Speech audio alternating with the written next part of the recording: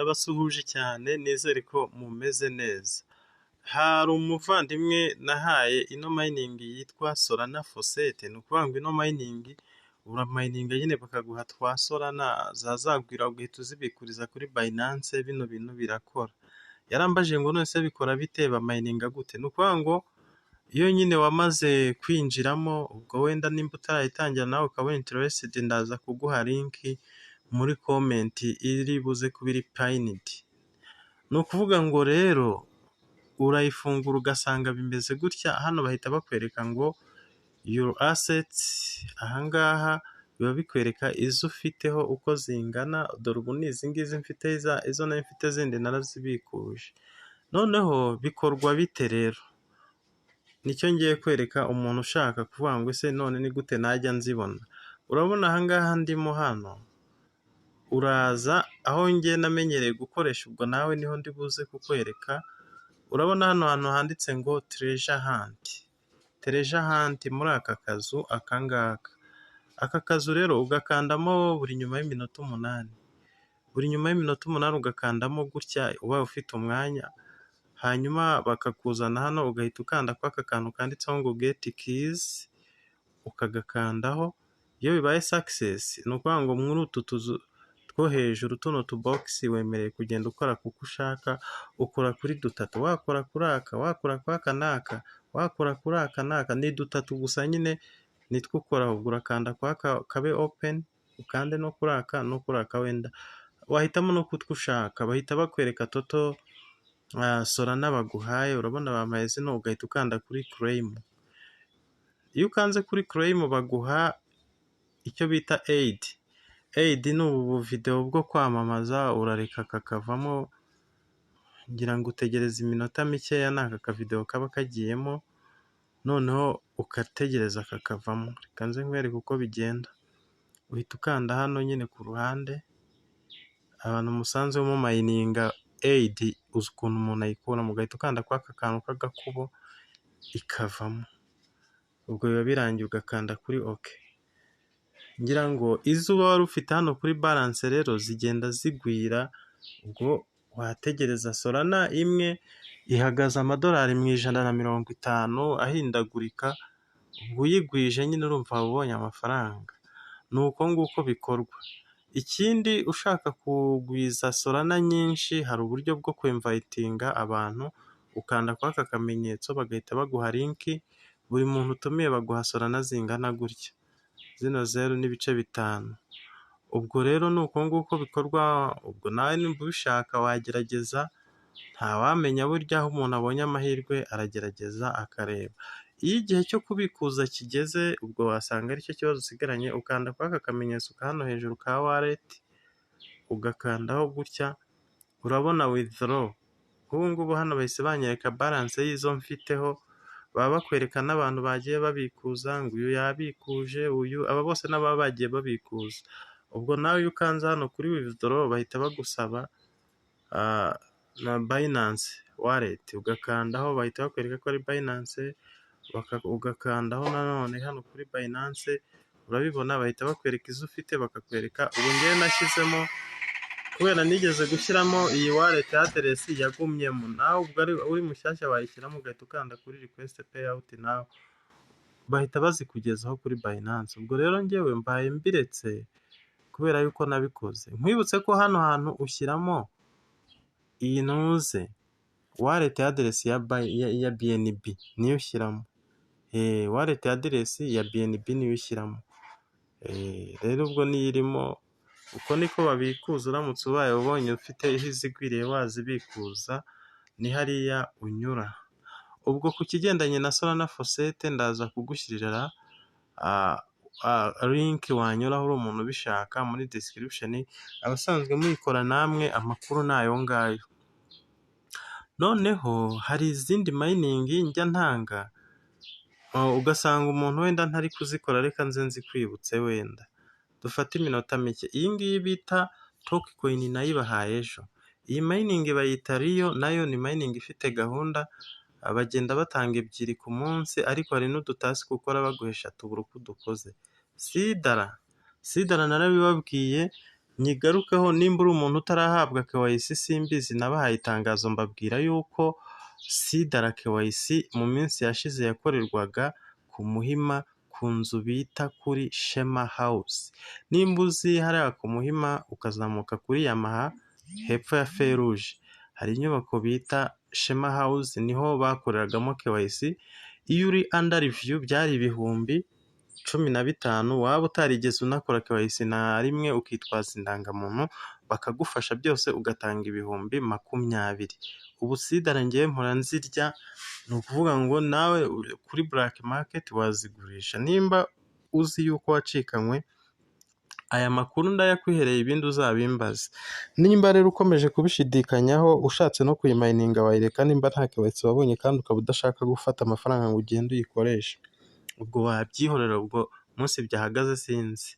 Iyi ngiyi bita Interlink ni mining nayo umuntu ahita akora human verification. Nimba ubona buri gihe winjiza izo bita Interlink 20 buri uko ugiye guclaiminga, menya ngo hari ibintu utakoze. Ntabwo wigeze ukora human verification ngo ukore KYC kandi baba bakwereka aho uganisha umutwe gutyo ukabikora bikarangira. Ikindi nta nubwo wigeze ukoresha referral code. Referral code ni nimero yanjye ya telefone, ari nayo uramutse unshakaho wampamagaraho. Iyo nimero ndayisubiramo ni 0788 045 73 62. Iyo nimero ndayikoresha, ubwo niyo wakoresha nka referral code ukayikoresha unyandikira kuri WhatsApp cyangwa se umpamagara hari ikindi ushaka kumbaza. Ni ukuvuga ngo Delta nayo mba ndi kuyikora. Pixel Network, iyi mining nayo irakorwa cyane, ubaye utayifite wagerageza. Reka nze izimbe nzihoreye. Iyi bita Jupiter, iyi nayo ndayikora. Hakaza Nucleus, ngira ngo warayibonye. TCC Network, ubwo zose ujye uzibuka. Atok, iyi mining bita token nayo no kuri black market iragurwa. Mining zigurwa kuri black market burya ujye uzikurikirana. Izo nizo nkweretse wakaba ukoze. Ngewe hano hariho n'izindi nka Rubio sinakirirwa nyivuga cyangwa Pi ngo nyivuge, ibyo byo byanditse amateka. Iyi bita Bitpixel nayo ugomba kuyikora nimba rwose waranyinjiriyeho, cyangwa se iyo washaka wanyandikira kuri ya nimero navuze nkayiguha nkakwereka ari uko biyandikisha. Izo ni mining wakora uteganya ko uzabona amafaranga. Ngarutse hano mbibutse ko iyi ngiyi nabahaye ejo bita Tokecoin, tuyimayiningira amasaha 12. Iyo batubwiye ko izajya ku isoko ku itariki ya mbere y'ukwa 11 uyu mwaka. Iyo turabizi neza, ntabwo ibintu ndi kuvuga ari amahamba. Reka nze mbikwereke, wenda wihangane video nubwo ishobora kuba ndende, ariko ndimo ndababwira ibintu by'umumaro, mba maze igihe nanjye ntacyo mvuga. Ni ukuvuga ngo dukanze hano uraza muri mining, n'ubundi ukanze hano kuri white paper. Ahangaha white paper yayo yarasohotse, barabivuga byose. Dore hano niho hari summary, niho hari summary yabyo. Batubwira ko project yabaye launched ku itariki ya mbere y'ukwa 5 uyu mwaka. Nibwo buriya b'inkwakuzi nibwo bakoze umushinga, ndetse ni nabwo abantu b'inkwakuzi batangiye kumayininga. Ubu ubona amezi 2 arashize abantu bayimayininga, nubwo ngiye nayibahaye ejo. Iyi ngiyi rwose irimo iramayininga. Bakatubwira ko mu kwezi kwa 10 ku itariki ya mbere, urebe ukuntu bari serious, bazaduha KYC. Noneho ku itariki ya mbere nanone yo kwa 11 2025 ijye ku isoko, yari byo bita official listing, ni ukujya ku isoko kwayo. Ubwo rero sinjye nzayishyira ku isoko, njye nkora ibyo basaba. Nawe muri mining ujye ukora ibyo basaba, ubundi ukurikirane ibindi ahandi. Ubwo ngira ngo aya makuru nyakuye muri white paper. Bakatwereka maximum supply, izo bazatanga ni 8,000,000. Izaba yitwa TOK, niyo simbo yayo, ikaba yitwa Tokecoin nk'izina. Mbese urabona iyi mining ni sure deal. Nimba utayikora, reba video nashyize hejuru utangire, cyangwa se unyandikire kuri ya nimero ngufashe. Iyi mining nyivuzeho cyane, ubwo wenda mwihangane ko nyitinzeho. Noneho hari izindi mining dukorera nko muri Chrome, zifite application ariko sinkunda kuzigarukaho cyane. Reka duhere ku iyi bita Key of the Blockchain. Iyi bita Key of the Blockchain, key nimba utakora ino mining ya key warasigaye. warasigaye kabisa kuko ino mining reka nze network zize ifunguke nkwereke, narababwiye ntiyo banatanga bitcoin ku muntu watumiye. Ubu ngubu nuko ari network njye ndimo ndayimayininga ndamaze kuzigira aho zigera muri 400. Urabona ngiyi hano bakwereka balance, bahita banyereka hano balance y'izo mfiteho, dore mfite izi balance 424.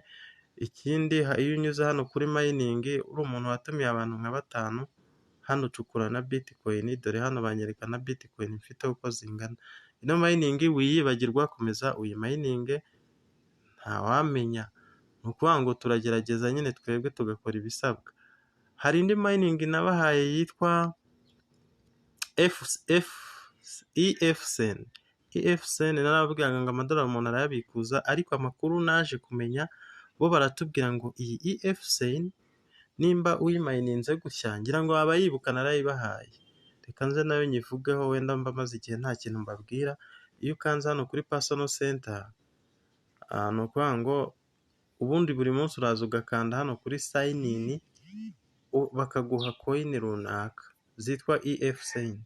Noneho urabona nkanze hano, nk'ubu hano kuri balance mfiteho 1,100, ariko izindi nazikoreye iki, reka nze nkwereke ibyo nazikoreye. Dukanze hano, ino mining nkwibutse ko banatanga izindi coin, dore iyi coin nk'ubu hano bampaye coin 1000, zizo zihita zivunjwamo amadolari nubwo aba ari makeya ku buryo utahita uyabikuza, ariko izi ni izindi coin batanga. Sasa rero izi ngizi zikorerwa iki? Ibyo bari kudusaba, ukanda hano kwaka akamenyetso gacuramye, ukaza ugakanda kuri spot account, hasi hakurikiyeho ugahita uza hano handitse, urabona nk'ubu mfiteho amadolari 40 ariko ntarabikuza. Aya ni amadolari y'izo nagiye njyana muri flash swap. Iyo nkoze kuri flash swap bahita banyereka ko zino gem bampanze izana nkazishyira muri frozen, nkazizana muri frozen zari gem. Ni ukuvuga ngo hariya twabonaga ko mfite ikijana, ndahita nkanda hano kuri max ahangaha nzizane, mpite nkanda hano hasi kuri confirm, ngira ngo urimo urahareba ahangaha. Noneho nziswape zibe frozen, ndazamura nkande confirm, urabona bambwiye ngo swap successful. Ni ukuvuga ngo iki rero, gem tumayininze turaziswapa zikaza zikajya muri frozen. Ni ukuvuga ngo igihe kimwe rero bizarangira zino ziri frozen, dore nk'ubu muri frozen imaze kugiramo izifite agaciro k'amadolari 38. Urebye hano urabibonamo. Bizarangira rero batwemereye kuzibikuza cyangwa se nazo tuzishyire ku isoko, wicika intege muri uyu mushinga. Noneho izi ngizi bita gem cash arizo nakweretse mfite 1000, zo bahita baziswapamo amadolari. Ninkanda kuri flash swap nk'ibisanzwe, ndaza nkande mwaka kantu duswapinge za gem cash mo USDT. Urakanda hano nkande gem cash, noneho hano hasi hajemo GRT mpakande naho hitemo USDT gutya. Noneho nkande kuri max ni 1000, baranyereka ko ziri bugire 0.149 by'idolari. Nkande kuri confirm, nongere nkande kuri confirm hano, nazo ubwo zibaye iki, amadolari. Swap birangiye. Amadolari mfite nkanze kuri withdraw maze kugeraho utudolari dukeya, nkakanda kuri max, urabona ni $1 n'igice. Aya yose nagiye nyakura mu bukoyini bampamo hano, umunsi yabaye amadolari 11 nzayabikuza. Sinzi igihe azagwirira, ariko nuko wicika intege kuri mining. Reka ne kuvuga byinshi cyane rero, amakuru nayo, ibindi wakenera wambaza wanyandikira nkagufasha. Ugize mining yose ubona ukeneye bwanyandikira kuri ya nimero, nta kibazo, turi kumwe. Mukomeze kugubwa neza.